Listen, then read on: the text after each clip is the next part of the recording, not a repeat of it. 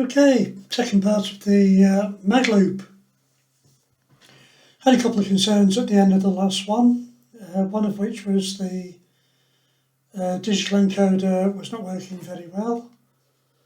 I have made some changes to the circuit. I actually put a couple of resistors and capacitors on the inputs, which helped, and I changed the code slightly, which also helps. But I was not really happy, and I knew that I wasn't really going to be using it that way because it's going to be remote. So I've left the code in for anybody who wants to use it, but I've changed an awful lot more. Should be obvious by now that we're using an ESP32.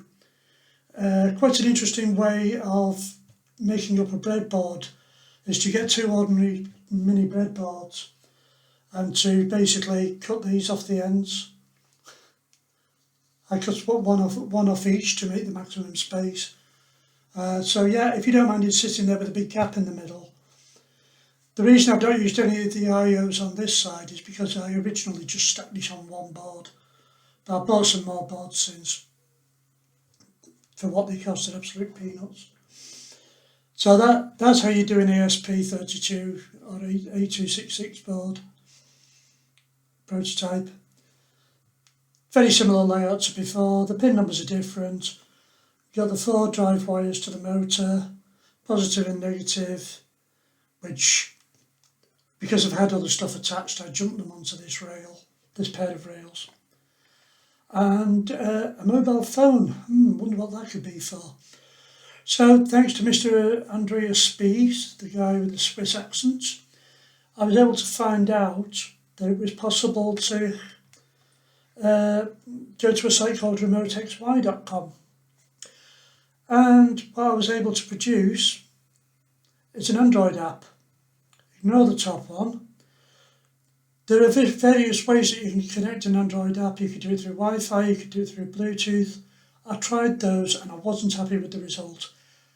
It's something I'll revisit, but what I did find that worked very effectively, albeit with a bit of latency, was a cloud API, something I'm quite used to working with at work.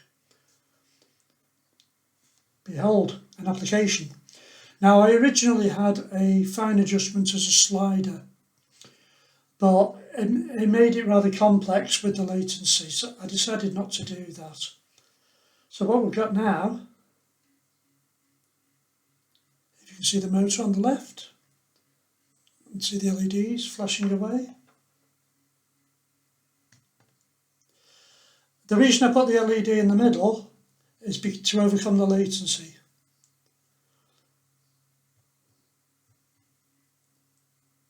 And then we have a fine adjustment. So I think it's going 5 steps on the main adjustment. So the main adjustment I think goes a step of 5, yes it is. I've got the numbers on the serial output. And the fine adjustment goes one step. You can see I have to give it quite a press, but I'm going to try it. I'm going to try it in the real world situation. But what a bit of fun. So we can wind it all the way on pretty quickly. I know you wouldn't normally have to tune it all the way along, but you still need that capability. I've also lubricated my capacitor. So that hits the limited stops, and then we go to decrease. I've changed the way this counts as well. So what is happening is we're changing the required position variable, which on my motor goes up to 270. So we're changing it by 5 every time you press decrease and 1 every time you press fine decrease. And what happens is it will pulse the motor until it gets to that position. So you've got a current position and a required position, and the code does a comparison of those. So I can show you that in a minute. But if we just send it all the way back,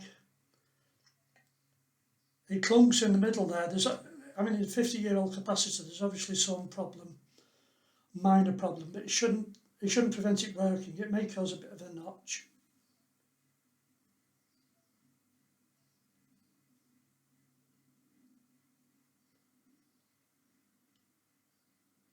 I've just sprayed it with some lubrication. So that is it. This is what I want now. So all I've got to do is hook up a 5-volt jack to it. And to be honest, it's ready to go on a circuit board because there's so few wires. There'll be less wires on the circuit board because of all these jumpers.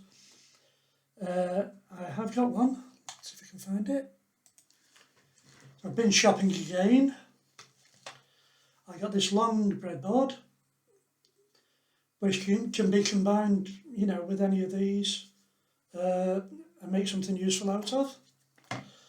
I then bought some of these. These are mainly for Arduinos, but I guess on many projects. If I remember rightly, the pin spacing between the two sides on the ESP is not exactly 0.1 inches. I think it's like 0.15 between a multiple of 0.1 and then 0.5 mil on this. So they don't really work on these type of boards, but these work great for Arduinos and what have you. As you can see, it's got a built-in power regulator, so I need to figure out what that does. But it appears you can stick 12 volts into it. It's got a 5-volt rail and a 3.3 volt rail. And some capacitors, so that may be quite a clean power supply. So these are what they call Type D boards. The normal one I use is a Type A board. Bought 2 of those.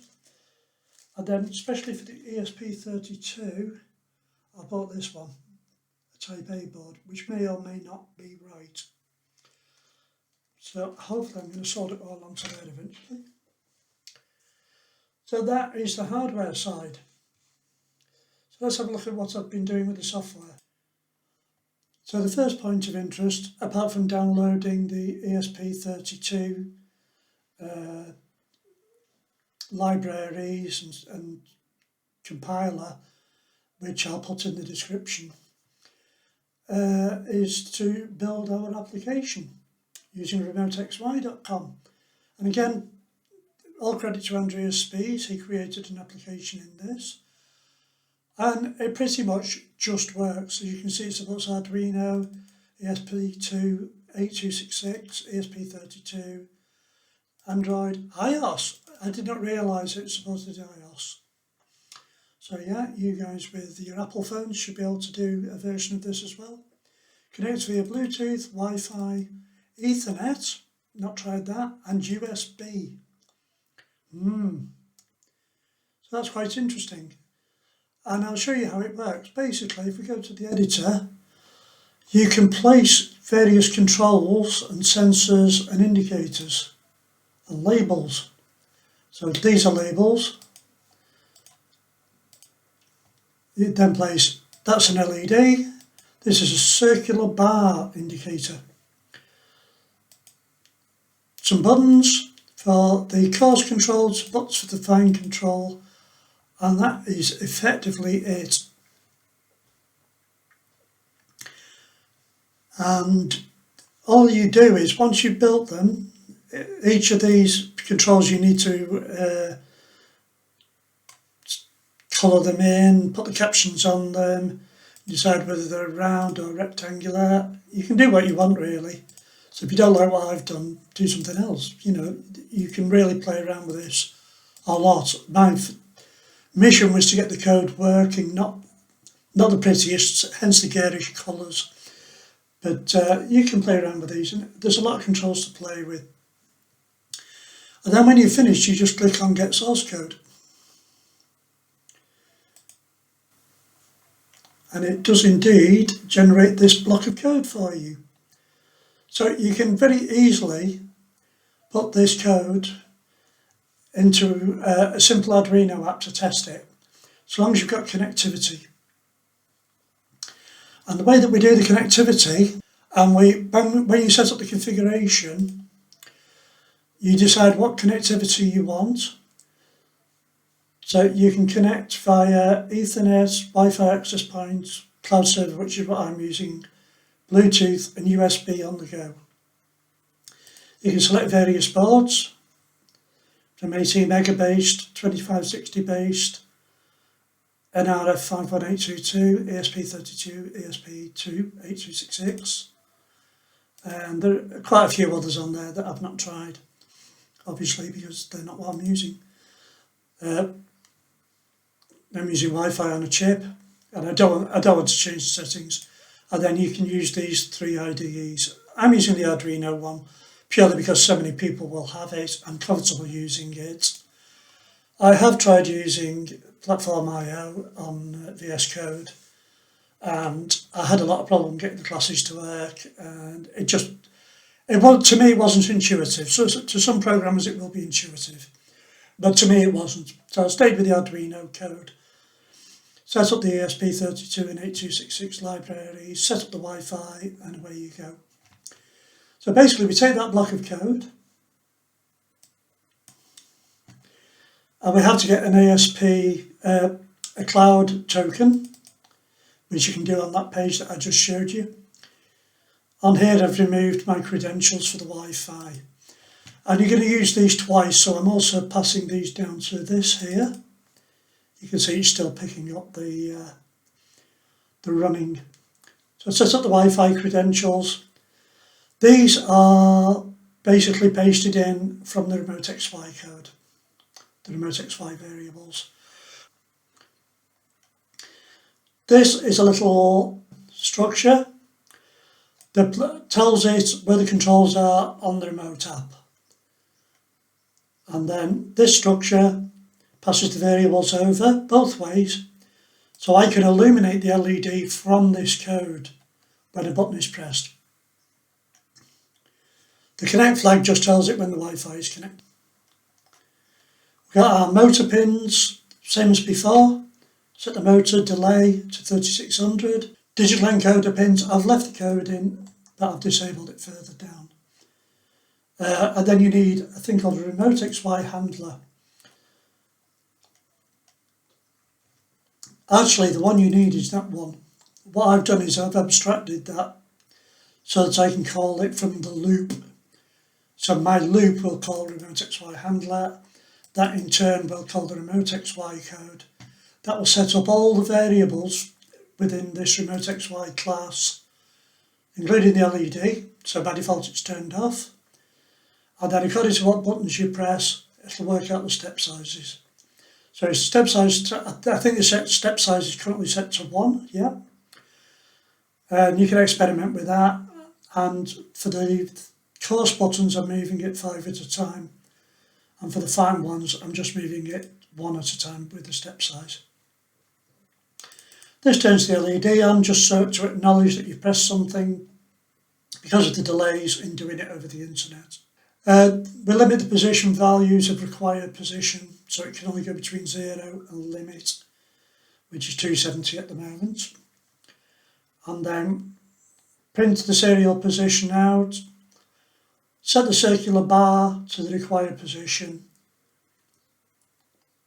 throw a new line on serial print, a little delay.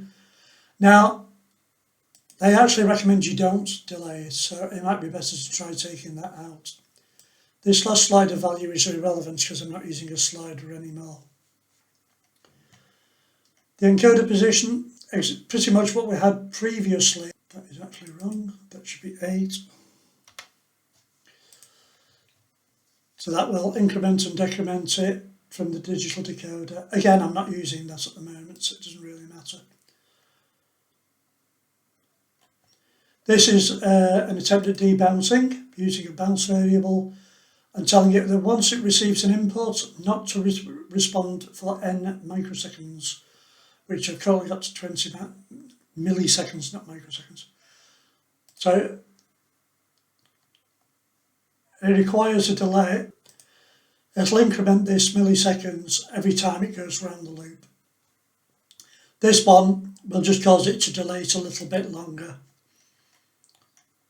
This is this motor driver that we used in the previous version. That's initializing the motor, so it's just going all the way one way and all the way the other. Beauty is now that I just set required pause to whatever I want it to be. So I set it to the limit, make it go all the way anti-clockwise. Then I set it to go clockwise. I set it to 0. And I just have a routine called move motor. So it compares the current position with the required position. and it'll loop through these until that position is hit. The current position is only incremented by 1 every time, but this has to go through its little loop of 8 binary codes to drive the motor. This one does exactly the same in the opposite direction. It goes all the way down to 0. That drives the motor. This is the Wi-Fi setup.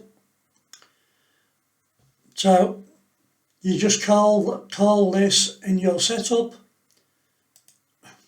If you disconnect, it automatically reconnects. So sometimes the ordering of these different methods, these different functions, matters.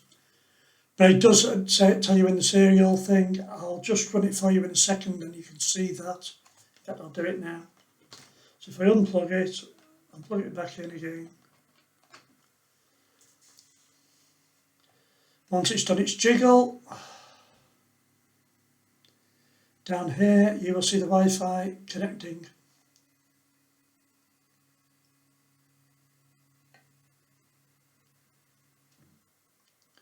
Connecting Wi-Fi, and there we go. So that's the Wi-Fi connected. You can see this is, you can't see because I took the camera off. On the mobile app it comes up with a red disconnect word, but it's reconnected again automatically, which is cool. So in my setup routine, I define my decoder inputs with pull-ups, even though I'm not using them at the moment. I define my motor pins as an output, set up the serial port, initialise the motor, which you've just seen it do, run anti-clockwise all the way, then run clockwise, tell me it's ready, check the Wi-Fi is enabled. Oh, this was just a boolean I put in to disable the Wi-Fi, but I'm going to leave it enabled now. It was just while I was testing, because I was switching between the digital encoder and the Wi-Fi, so I wanted a quick way to turn it off. That all runs, tells you if the Wi-Fi is disabled. Remote XY init, that gets it ready to use the remote XY controls, and the main program loop. What could be simpler? Again, most of it is disconnected. You don't need that, you don't need that.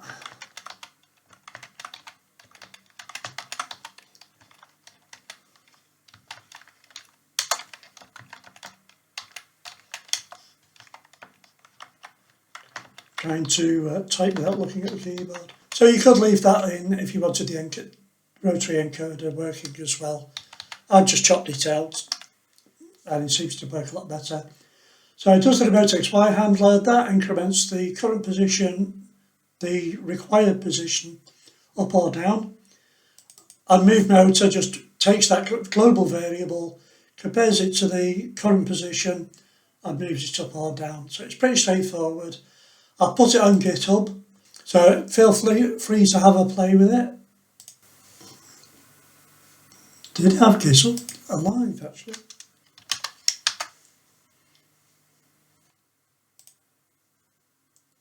Magloop Antenna 2. So this is a version using the ESP32 Remote XY Arduino app. So you need to sign up for an account with Remote XY. I originally used a free account. Now the downside of that is that it'll only allow you to place 5 controls on the forms, including labels. So I reluctantly clicked the upgrade button and found out it's tell us $10 or £10.99 for life. So I couldn't. Then you can create as many programs as you want. So I jumped straight into that. Really delighted I did. It's allowed me to place more controls. If you place more than 5 controls on, your app will time out after 30 seconds. So you can use it to get it working and prove that it works, but it really is worth paying for if you're going to do a lot of projects. So that is basically it for this video. Now to try it. So I've got to reassemble my mag loop. I'm going to shorten the main loop because 5 meters is too long. So I've run some calculations at 4, 3.5 and 3 meters. I've just got to decide which of those I'm going to do. Inevitably, I'll probably do 4 or 4.5 first. But I wanted the controller to be working, and I'm a lot happier with the way it's working now. So hopefully this is useful stuff. Again, depending what motor you use and what capacity you use and what chip you're going to use, there's going to be many variations in the variables. Play around with the code. I think most of the hard work's been done for you. So this could be quite a useful project for what you've got lying around. If you've got a different motor, ultimately it'd be great to use a proper big stepper motor and a proper optical encoder next to it to measure the position of the capacitor. I may end up going down that route, but it does add quite a bit to the cost, because I think they work out about £30 for the encoder and £30 for the motor.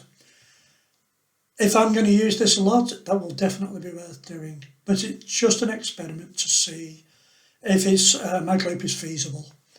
And I have already shortened the coupling loop, but I had some issues with it. And it's been raining, so I've not been able to take it outside and really get to crux with it, because I had to have it mounted near the window. That was the problem. And I had to have the rotary encoder poking through the little window. Now I can put it at the bottom of the garden, and hopefully if it'll receive the router, the Wi-Fi router, which is at the other end of the house, should be okay.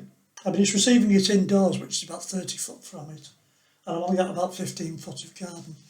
But it'll be good fun to get it outdoors, waterproofed, and really have it just with a 5 volt power supply connected to it. So that's the mission. Let me know your thoughts. I'll also thank you so much for the comments on the previous video. It currently had 4,000 views due to the interest on various other platforms, which was nice. Eventually I'm going to be making a PCB for it, but it's going to be so trivial. But I will show you how I do it, and I will publish it when I've done it. Although I may just leave it on a prototype board for what they cost. So yeah, thanks again for watching. I hope you gained something from the video. 73s for now. Please like and subscribe, and don't forget to share.